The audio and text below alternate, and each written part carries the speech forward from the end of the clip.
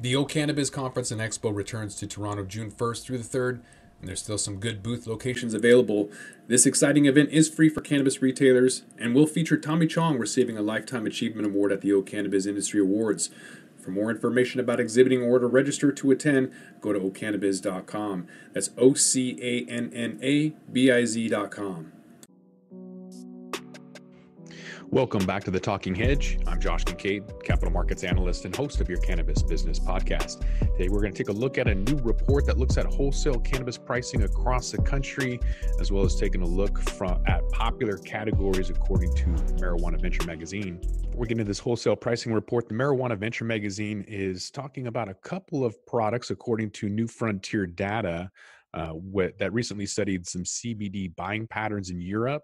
They're also working on an American version of that report that's due to be released this spring. So what they're seeing the most of in popular categories is tinctures, oils, and other drop form-based products, which account for more than half of the most popular products in the market. According to that New Frontier data, they're seeing more than 53% of CBD consumers that have used a tincture or oil. The second most popular category includes pills and capsules. The following pills are flowers, vape pens, beverages, and then among the non-ingestible products, top-selling items include massage oils and lubricants, body moisturizers, and facial products. So according to New Frontier data, it's shown that 85% of the US population have heard of CBD, 28% have tried it, compared to 56% and 16% respectively in Europe. And although tinctures and drops remain the popular category now, New Frontier data is expecting broad categories to watch in the next 5 years being infused foods and drinks, topical applications, as well as some other vitamins and minerals designed to achieve a specific therapeutic outcome. That's assuming most of them survive. There's CBD companies receiving FDA warnings for promoting unauthorized products. So they're going to have to be careful with that. All right. So the Marijuana Business Daily is summarizing pre-corona wholesale prices in the U.S. for recreation and medical cannabis products. So looking at wholesale prices in Washington, for example, prices came down from a range of $340 per pound for outdoor flower and as much as $1,800 per pound for premium indoor. Having gone to 20 stores on 420 for the last 4 years, I've seen a trend where when I see 420 prices 2 years later, those become the everyday low discount store prices. So having seen $49 ounces, I would expect to see that in 2022 as the everyday low price for an ounce. So anybody who is coming on board in a new state, new region, wherever, in your decks, you should be putting in the price of a pound in 2 years from now to be approximately $49 retail. So in some cases, that means you're selling your ounce for about $12 wholesale. Looking at wholesale prices for Oregon, they have $1 billion in excess. I think, they have, a billion joints in excess. And so Oklahoma is probably the other state that looks just as bad as Oregon. They haven't reached their plateau yet, but they have just as many licenses, around 7,500 licenses. Washington started off with around 1,500. Now we have 800, but only about 500 are active. So just like any other agricultural commodity, you can't have 500 tomato farms in every single state and expect those prices to remain as high as they are. You're going to have an oversupply, bringing that product price down significantly, unless you can make, tomato puree or some kind of concentrate with that.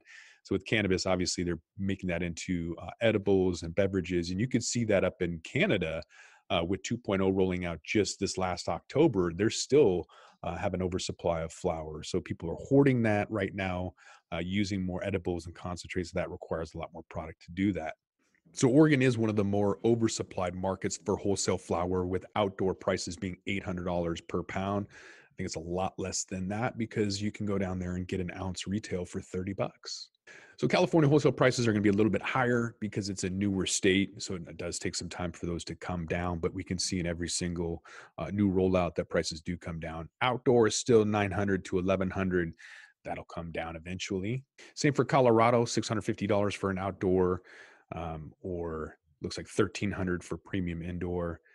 So that's still remaining high because they're vertically integrated, meaning the producers and processors and retailers are all the same people. in many cases. Washington doesn't have that. It's one of the most competitive that you can see, and probably one that you should draw your prices from, because in the eventuality that it's federal and you can cross state lines, then some of these vertically integrated companies will be able to compete against or won't be able to compete against Washington, who's already been competitive amongst each other.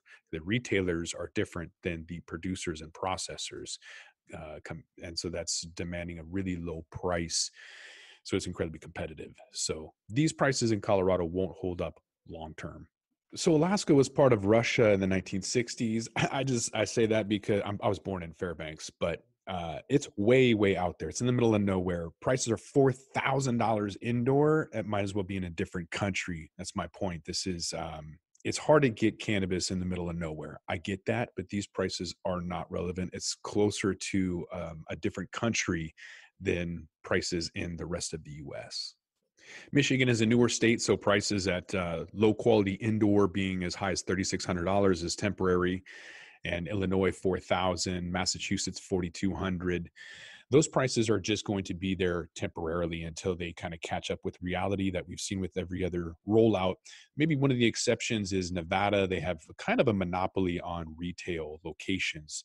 So that's kind of the only way to keep prices high, as in Colorado, if a producer is also selling it, they have more control of those prices as well. With people stuck at home, there's an interesting report from Brightfield Group about what people on social media are posting. So this graph is showing insights into what CBD and cannabis product consumers are talking about online. And at the first half of April, you can see a considerable spike in conversations around cannabis concentrates. So during the week of April 6th through the 12th, you saw 28% of social media posts about concentrates. Compared to the week before, conversations around concentrates nearly doubled. Concentrates make up about 23% of the total cannabis market in 2019, with an expectation in 2020 that that's forecasted to grow to 29%, reaching $3.4 billion. So you can see from this graph that concentrates did have that huge spike right before 420, but it looks like edibles and flower are a constant query, with a little bit being vapes and concentrates. So we'll have to follow that trend. But with that, we're going to roll this one up. I'm Josh Kincaid. This is The Talking Hedge. Don't forget to like, share, and subscribe, or don't, and I'm out.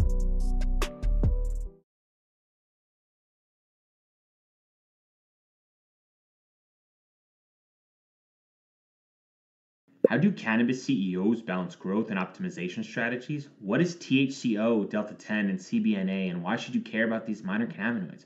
And why isn't the endocannabinoid system covered in medical school? Most people think they're up to date in trends in the cannabis industry, but they're about 6 weeks behind. Learn about what is truly next in the cannabis space by joining myself, Brian Fields, and Kellen Finney every week on the Dime Podcast, and of course, on PodConnects.